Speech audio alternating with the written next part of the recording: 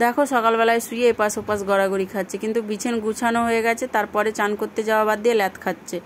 তো hello everyone, তোমরা সব কেমন আছো? আশা করছি ভালোই আছো। তো আমার অনিতা অ্যান্ড বিপ্লব অফিসিয়াল ব্লগে তোমাদের সবাইকে ওয়েলকাম। তো তারপরে আমি কাপড় জামা ছেড়ে চলে এসেছি। দেখো তোমাদের দাদাভাই দেখছি চিকেন মাটন রেডি করে একদম ম্যারিনেট করে রেখে দিয়েছে। আজকে সানডে, তো তাই আমাদের আজকে চিকেন মাটন দুটোই হবে, আর অন্য কিছু তরকারি করবো না। এদিকটা নারকেল ভেঙে নিচ্ছে, নারকেল দিয়ে মুড়ি মাখানো হবে। আর এদিকটা সবজি নিয়ে এসছে, আর আমি সবজিগুলো একটু গুছিয়ে নেবো আর ফ্রিজে ভরে নেবো। আর পেঁয়াজটা তো ফ্রিজে ভরি না, ওটা বাইরেই রেখে দেবো। আর আমি মানাকে এখানে কাজ দিয়েছি, তো জামা কাপড়গুলো গোছানো। তো ও বলছিল আমি পারবো না, তো সব কাজই বলে আমি পারবো না।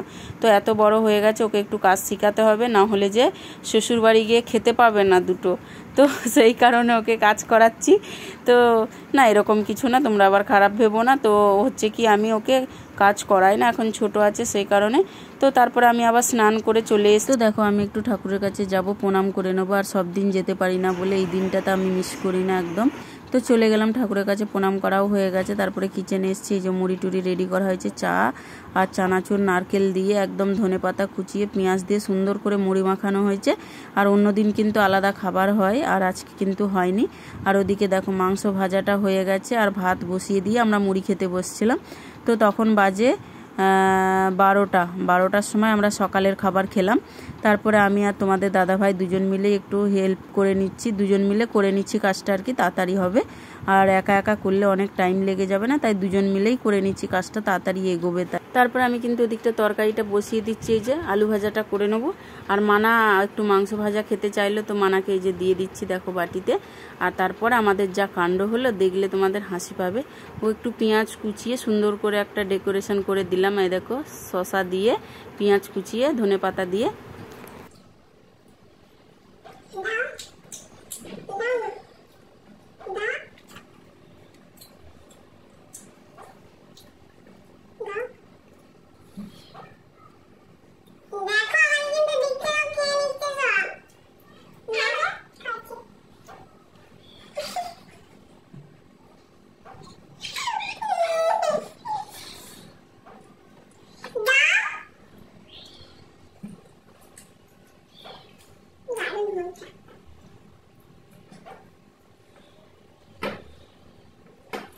তো দেখো এই দিকটা, এই যে আমাদের খাওয়া হয়ে গেছে। তারপরে এই যে একটু তোমাদের দাদাভাই শশা কেটে দিল, বললো শশা খাও, তাই শশা খাচ্ছিলাম। আর এদিকটা আলু ভাজা হচ্ছে, আর এদিকে চিকেনটা আমি এই কড়াইয়ে বসিয়ে দিয়েছি। আর এদিকটা আলু ভাজা হয়ে গেলে এদিকটা মাটনটা করে নেবো। তো চিকেন মাটন দুটোই হবে, আর বেশি রান্না করব না। আর হাফ আমি রেখে দিয়েছি এই যে চিকেনটা, কারণ এতগুলো সব রান্না করলে না নষ্ট হবে, তাই হাফ রেখে দিচ্ছি ফ্রিজে, ওটা পরে যখন হোক করে নেবো। তারপরে আবার মাংস ভাজাও তো করা হয়েছে, তোমরা দেখলে। ভাজাটা আমরা খুব একটা মানে ঝোলে অতটা খুব একটা পছন্দ করি না বলে আমাদের জন্য অল্প করে একটু আবার ভেজেও ছিল। তো তোমাদের দাদা ভাইয়ের এটা মানে অভ্যাস, ও যেদিনই মাংস আনবে সেদিনই একটু করে ভেজে দেবে আমাকে আর মানাকে। তো যাই হোক, এই যে মাটনটা বসিয়ে নিচ্ছি এদিকটা। তো মাটনটা বসিয়ে দিই, এই যে পেঁয়াজটা লাল লাল হয়ে গেছে, এবার মাটনটা দিয়ে দেবো। এটা রেসিপি নয়, মানে আমি সারাদিনে যে কাজবাজগুলো করলাম সেটাই তোমাদেরকে দেখাচ্ছি। আমি অত মানে স্পেশাল রাঁধুনি নয়, আর বলতেও পারবো না। তো তবে রান্নাটা করেছি, রান্নাটা কমপ্লিট করে নিই। রান্নাটা হয়ে গেলে তারপরে তো ওরা খেয়ে বলবে কেমন হয়েছে। আমি তো খাই না, আমি বলতেও পারবো না। আর আমাকে দিয়ে মাটনটা রান্না করালো। তারপরে এই যে মাছ কাটতে বসে গেছে তোমাদের দাদাভাই, মাছও এনেছে দেখো। তো মাছ এনেছে একটা, মানে এখান থেকে মেসোমশাই ধরে, তা মেসোমশাই ধরে এনেছে বলে আমাদেরকে রেডি করে দিয়েছে। আর আমি তোমাদের দাদাভাইকে আগে খেতে দিয়ে দিয়েছিলাম, কারণ ও ভাইয়ের কাছে যাবে। তো মাছ বাঁচলো, তোমরা দেখতেই পেলে। তো মাছ নিয়ে শালাবাবুকে দিতে যাবে, তাই তাড়াতাড়ি করে ওকে খাইয়ে দিলাম। তো খেয়ে নিয়েছে, তারপরে ও চলে গেছে। আর আমরা একটু আড্ডা মারছিলাম এখানে বসে, মজা করছিলাম, কোথায় যাব না যাব ডিসকাস করছিলাম।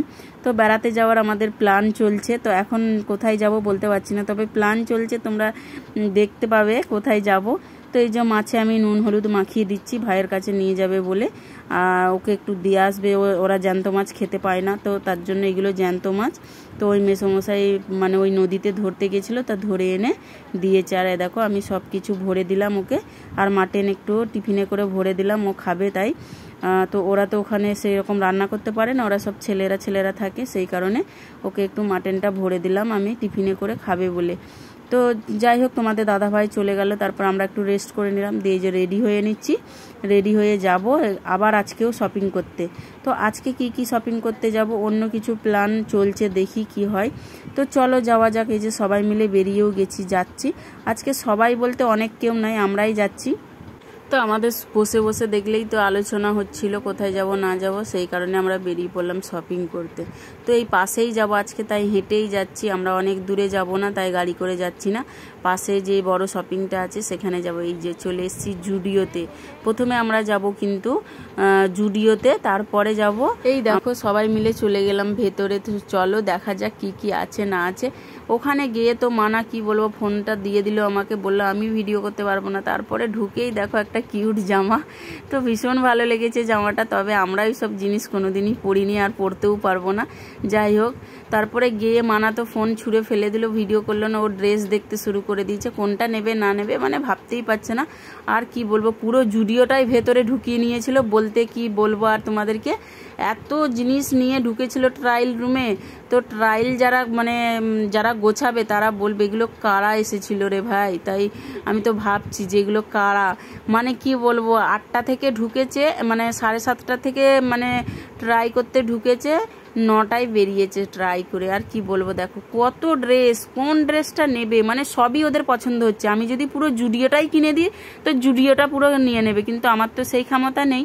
তো আমার যতটা ক্ষমতা ততটাই দিই, আর দেওয়ার চেষ্টা করি ওকে আমি অনেক দিই। আবারও দেখো এখানে লাইন পড়ে গেছে, একবার লাইন দিয়ে হইলো না, আবার লাইন দিয়ে দিয়েছি ওখানে। তারপরে এখানে জুতো দেখছিলাম আমি একটু, বাবা জুতোর যা রেঞ্জ, আমাদের পক্ষে এগুলো সম্ভব নয়, আর আমরা পারবও না এইসব বলে লাভ নেই, এত রেঞ্জের জিনিস আমাদের পরা অসম্ভব। তবু আমি গেছি, মানার শখ আমি পূরণ করি, আমি কিছু নিইনি, আর ওর যা চাই আমি কিন্তু দিই, কোনোদিন বলি না যে দেবো না। কিন্তু ও আমার সামর্থ্যের বাইরে গেলে আমি কি করে দেবো না, আমার যতটা ক্ষমতা ততটাই দেব। তো এই দেখো এইগুলো পছন্দ করছিল, তো আমি নিয়ে দিতে চেয়েছিলাম, কিন্তু অনেক ড্রেস নিচ্ছিল একসঙ্গে, তাই এত ড্রেস আমি বললাম নিতে হবে না। তো আমারও খুব পছন্দ হয়েছিল এই ড্রেসগুলো, আর কি দাম ভাই তোমাদেরকে কি বলবো। তো এইখানে আবার লাইন দিয়ে দিয়েছে দেখো, তো কবার লাইন আমরা দিয়েছি বলে বোঝাতে পারবো না তোমাদেরকে। তারপরে চলে গেছি একদম পে করতে, সব বিল করা হয়ে গেছে, বিল করে এই যে পে করে আমরা বেরিয়ে চলে আসছি। মানে এত রাত হয়ে গেছে, মানে দেখো কেউ নেই জুডিওতে, সব খালি হয়ে গেছে। আর যখন ঢুকেছি তখন কত লোক ছিল, তোমরা দেখলে বিশ্বাসই করতে পারবে না। আর তোমাদের দাদা ভাই আনতে গিয়েছিল, তো দাঁড়িয়েছিল, আগে এনেছে মানাদেরকে, তারপরে আমরা এসেছি, তারপরে এই যে বাড়ি নিয়ে চলে এসছে আমাদেরকে। তো আমি আর ভিডিও কোনো নিতে পারলাম না। তো ভিডিওটা আমাদের এই অবধি ছিল, ভালো লাগলে লাইক কমেন্ট শেয়ার, চ্যানেলটাকে সাবস্ক্রাইব করতে ভুলো না। টাটা।